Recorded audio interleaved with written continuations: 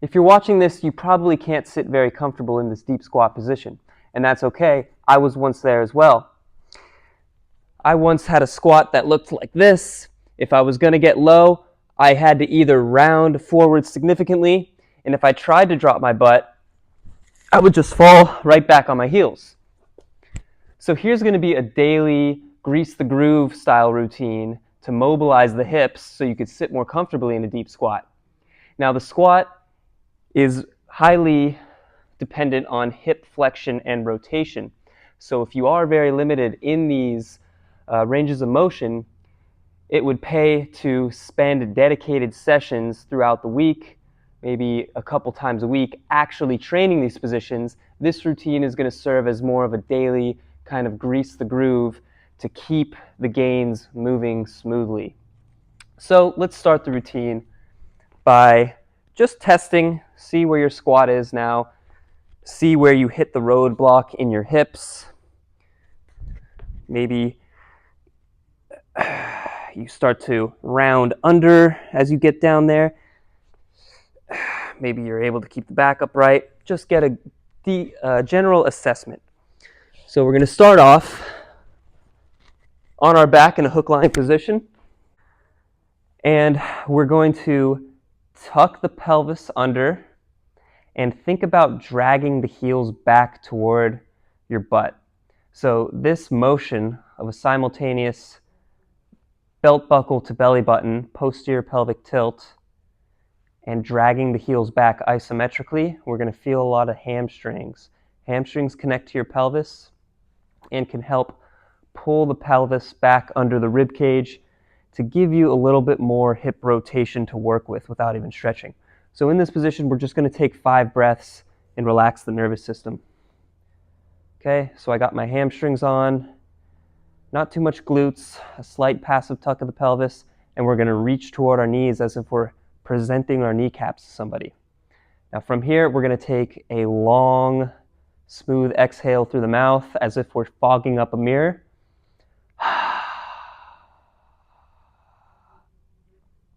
Emptying all the air out. And then inhale gently through the nose. We should feel our upper back in the back side of our rib cage expand with air. And we're going to repeat this 5 times.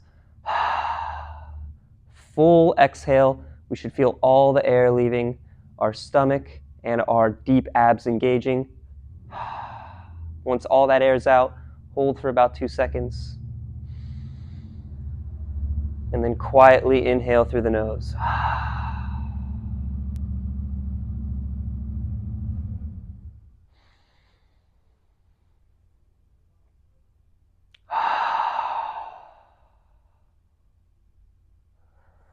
From a different angle, we want to make sure our knees aren't bowing out like this. We want to keep the knees directly in line with the hips and ankles.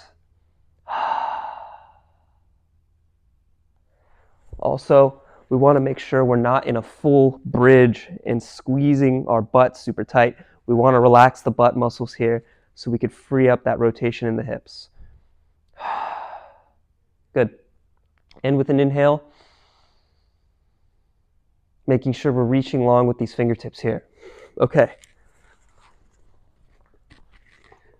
Now we're going to get in this child's pose position, and we're going to just rock side to side here. So make sure the arms are nice and long. So we're stretching out the lats and the QLs here. Believe it or not, our lat muscles can actually restrict function of the hips, because if they get tight, they can pull the pelvis into more of an anterior pelvic tilt and leave us with less room for the hips to flex. So just mobilize these deep inhales and exhales. And notice I'm shifting side to side here, which kind of stretches out the hip capsules as well in this deep hip flexion position. If you're feeling a pinch in the hip, just come out of it a little bit, and we'll do something for that next. So making sure we're keeping that pelvis tucked under, about 10 to 20 rocks here. Now we're going to do a hip capsule mobilization.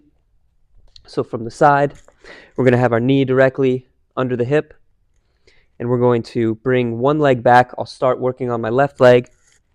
I'm just going to start in a neutral position of the hip. Now from here, I want to keep that pelvis anteriorly tilted, and now I want to hike this side of the pelvis, drop this side of the pelvis. So now I'm turning my belly button toward this left knee here. Now here I should feel a deep rotational stretch in that hip capsule. And now I'm just rocking back and forth actively. I'm almost doing little hip thrusts in this position, anteriorly and posteriorly tilting the pelvis, squeezing the glutes as I come forward, and stretching them as I rock back. And notice my hip is shifted out to the side, outside of my knee. We're going to do about 12 repetitions here. One more time, you can see that here. That hip is shifted out while my center of mass is still staying over that knee. So I'm not just shifting out and my whole body is coming across with it. I'm shifting it out while my belly button stays in line with that knee. Okay, now we've done a neutral position. Now I'm going to externally rotate the femur slightly. And now I'm going to wrap this back leg around and across, and now we're going to get an even deeper stretch into the glute. And we're going to do more of these hip thrusts. You can see that from the side. If we want a deeper stretch, we can actually come onto our elbows here. And I got a nice stretch back there in the hip capsule. Okay. Now we're going to kick into internal rotation here. So heel is coming outside the knee. If you are very limited in hip internal rotation, this might just barely come outside, but that's okay. We're going to leverage the stretch from top down with the pelvis over the femur there. So now I'm going to kick my other leg to anchor that foot down, and now I'm going to turn across. We should feel this in a different portion of the hip capsule, and we're going to do these rocks here.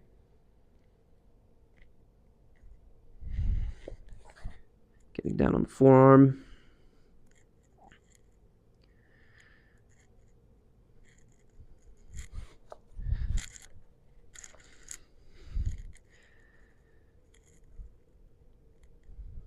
Anteriorly and posteriorly tilting the pelvis. Okay, and now we're going to switch sides, starting in the neutral hip alignment.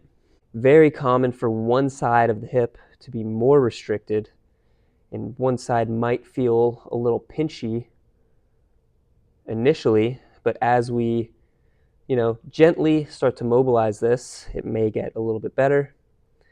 So now I'm going to move into external rotation, across the other leg.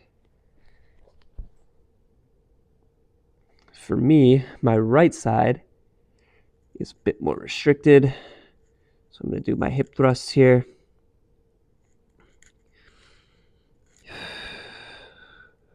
Breathing gently. We should feel this big stretch near the back pocket of the hip. Okay, and lastly, a little bit of internal rotation. And now I could kind of rock back and forth, still making sure this hip is outside of the knee, and I'm shifting the majority of my weight into that side. This stretch can be difficult to find for people if you're not used to stretching the hip capsule. So definitely hunt around and remember the cues of shifting that hip out to the side, dropping this side of the pelvis, hiking this side, and turning that belly button toward this knee without the whole body just shifting like that. And remember, when I say hike, I mean this. That's a pelvic hike. And then the other side dropping this side of the pelvis is dropping in relation to the one we're hiking. Okay, so that's our hip capsule mobilization. Now we're going to get in a 90-90 position. I'm starting with my left leg. So we have this knee angle at a 90-degree angle here. We don't want to be very closed off like this. And now we're going to start by mobilizing the obliques and the QLs on this side. Like I said, they can restrict hip function. So we're going to get nice and upright as much as we can using hand support and rotate all the way across. And we should feel this deep stretch on the side of our low backs and side of our torso. We're going to do 10 twists to this side. And now we're going to do 10 90-90 good mornings. So hinging forward, leading with the chest. Right now, my belly button is tracking directly over the knee. We're not just rounding like this. Think about if we're squeezing something in between our belly and our thigh. We're trying to close that gap in here. So just hinging as far forward as I can while keeping my back relatively neutral. We're going to do about 5 reps there, and then we're going to turn the belly button toward the foot.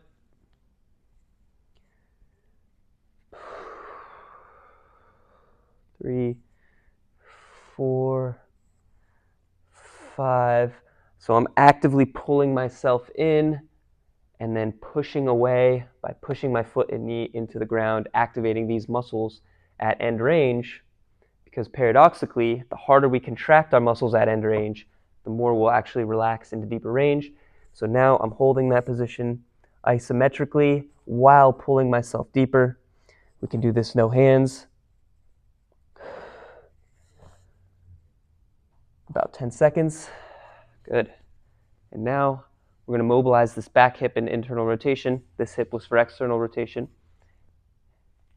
And now we're just kind of twisting our torso over top of this hip.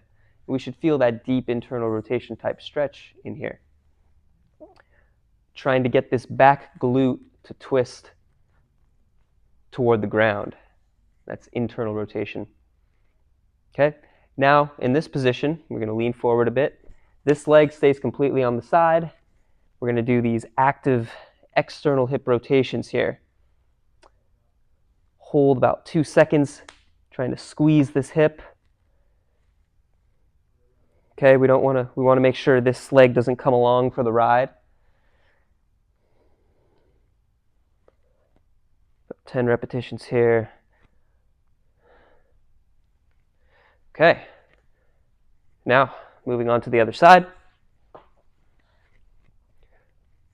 Upright and twist. Stretching out that oblique on this side. Show you a different angle here.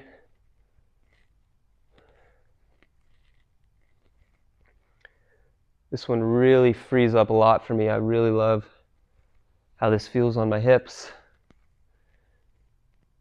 You can even add a little bit of increased leverage by pushing that hand against this front knee. And just hold.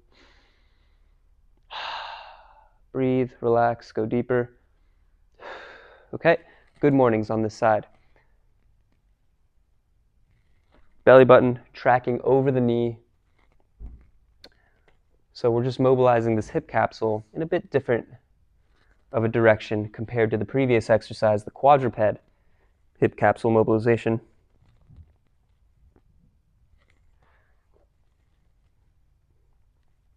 Spending a little bit of time extra here. I actually noticed my right hip is much less pinchy now. And now we're going across. This direction is going to be a little bit more difficult to stretch, so the range will be less. It's okay if we have a little bit of rounding in that spine. I'm using my other hand here to kind of keep this knee down. Give us a little bit more external rotation here.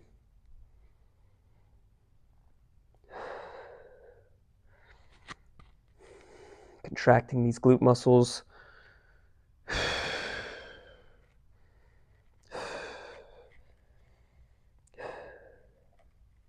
Okay. Back hip internal rotations. Rotating that glute toward the floor.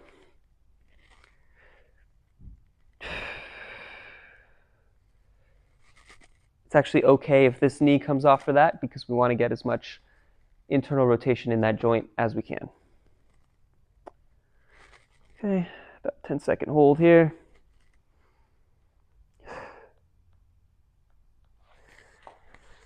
Okay, external rotations here. Now for me, I have a bit less external rotation of the hip on my left leg, so really want to focus here on getting a good squeeze.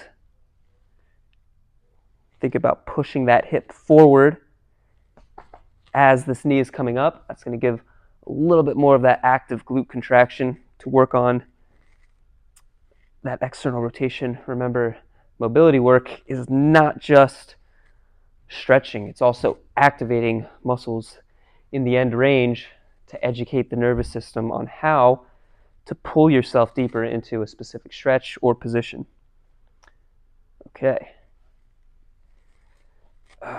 Now we're going to come up into somewhat of a supported crab position. It's almost like a squat, as if you were about to fall back. And now we're just going to do some internal rotations here. Holding for about 2 seconds. Yeah, right here. So just your normal squat width. And this type of internal rotation, it's going to feel a little bit different. You're going to feel it all kind of through the groin. It's going to be twisty, deep sensation. And you could start to allow the pelvis and spine to compensate, kind of come along for the ride. Leverage a greater stretch here. So I'm going all the way toward the knee. Couple more here. Try to keep these feet pointed relatively forward.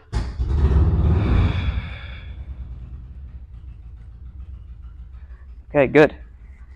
Now, I'm just going to mobilize knee flexion and mobilize the rectus femoris, the quad muscle that connects from your hip bone to your knee into hip extension. So, we're going to get the opposite hand back and work the opposite leg here. So, dropping the knee toward the ground while extending the hip, squeezing that glute, pushing the hip forward. Other side, same side leg kicks out, opposite side, knee drops toward the ground. And we're just going to go 5 aside here. Just getting a good stretch. We've been working a lot of flexion and rotation, so now we're just kind of offsetting that a bit. Your hip flexor muscles, if they're very tight, they can hold you in this anterior pelvic tilt type of orientation, and it can lead to some pinching. This tissue tends to get pinched in the hip. If there's restrictions here. Okay, so from the side real quick, showing that hip extension here. So make sure we're fully extending the hip and not just bringing the knee toward the ground, right? We're actually pushing the hip forward. So not just bringing the knee toward the ground, we're extending the hip. Use the glutes, drive the hip forward. Should feel a big stretch in there. Okay, and now we're going to work ourselves lower into the squat. So we're going to get in this kind of crouched position. You should be able to sit in this position. We're going to reach our hands in front. And now, as we get parallel to the floor, we're trying to hold our knees in that position, in this hip flex position, and then rock back toward the heels. So drive those knees toward the elbows, and then come back, start to sit into a squat. So we're in this passive hip flexion right now, and now we're trying to hold that I call these squat leans. So actively trying to fire up these hip flexors. And it's okay if you can't get your heels to the ground just yet. Hold, hold, hold. About 3 seconds. It's okay if your hip flexors want to cramp. Hold. So basically we're trying to bridge the gap between this active and passive range here. So what we don't want to see is we're in this squat and then we're going soft. There's no contraction in here. Okay, we want to be here and then actively just start to squeeze and drive your knee towards your chest. Fire up those hip flexors. Hold that position. And now start to rock back into that deep squat. It should feel more comfortable each repetition. Ooh, I'm already feeling nice there. Okay. So now pop those heels up just a bit more, and we're going to work on a little bit of that oblique tie-in with the glutes here, just shoving that knee out, stretching out portions of the groin.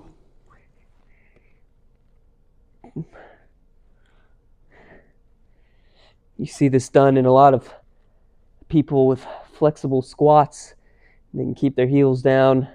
It's okay if you're not there yet. So 10 reps. Notice my torso is side bending away, and that's giving us a nice good stretch back here. Hold, trying to straighten out this elbow. I'm going to try this on this side with my heels down. Side bending away.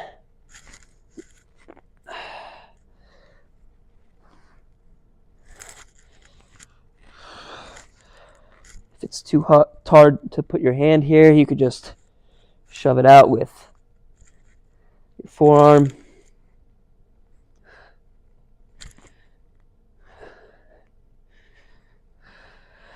Okay, understand that I don't expect you to be able to put your heel down just yet for this, so it's okay if your heels are up.